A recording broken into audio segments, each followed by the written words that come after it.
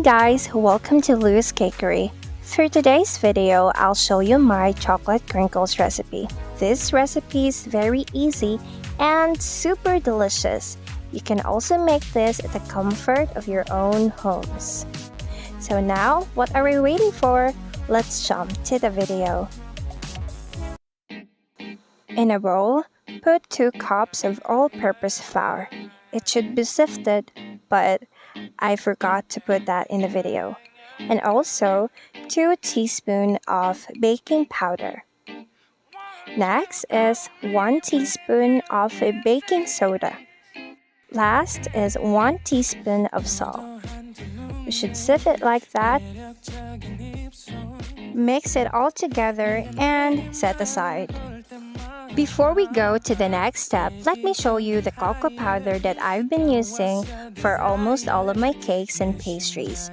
A lot of you must be asking, what is the cocoa powder best for baking? And with my experience, I tell you Dutch process of any brand of cocoa is suitable for baking, and it's very delicious.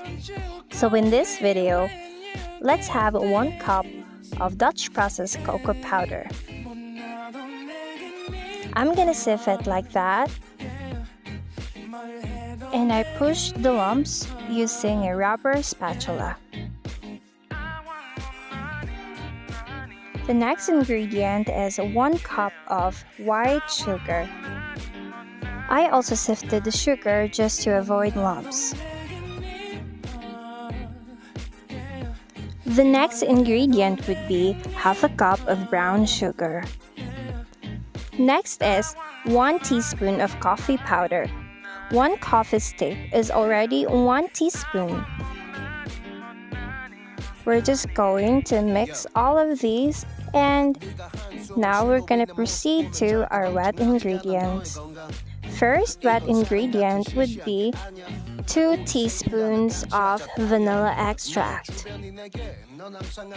We have 4 eggs and 1 cup of vegetable oil.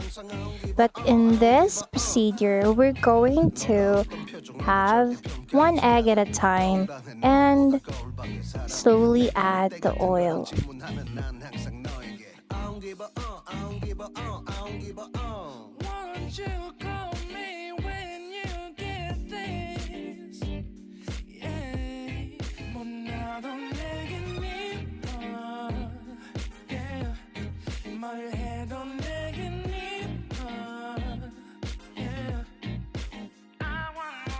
Lastly, I put the remaining batch of vegetable oil and mixed it together with the other ingredients.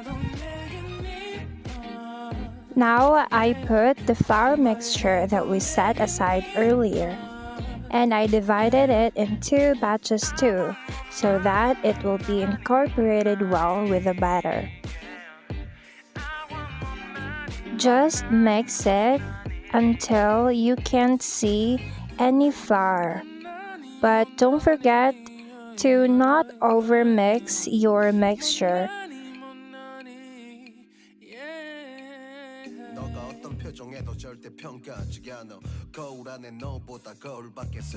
And as you can see, there is some white parts, but let's just don't overmix it and leave it now, so that we're going to put a cling wrap to cover our dough.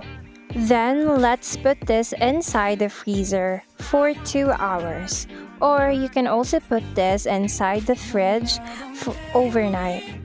While waiting for our dough, we're going to prepare the coatings. First is the powdered sugar. I put at least 2 to 3 cups of powdered sugar, sift it, and make sure there would be no lumps. Now we're going to prepare in a separate bowl 1 cup of white sugar. So this white sugar will serve as the first coat of our crinkles. This is optional, but the use of white sugar is that when it cooks inside the oven, it will caramelize and the powdered sugar will stick together with our crinkles, and that makes our crinkles with the beautiful wrinkles. After 2 hours, I already took out our dough and I scooped it using 1 tablespoon. Then I rolled it out on the white sugar and next on the powdered sugar. We're just going to repeat this process. In this recipe, we can at least make 3 to 4 dozens of crinkles. It depends on the measurement of your spoon or the scoop that you use.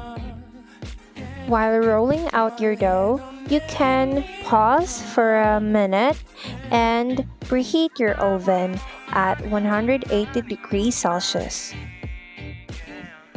After scooping, we just have to roll the doughs evenly with powdered sugar.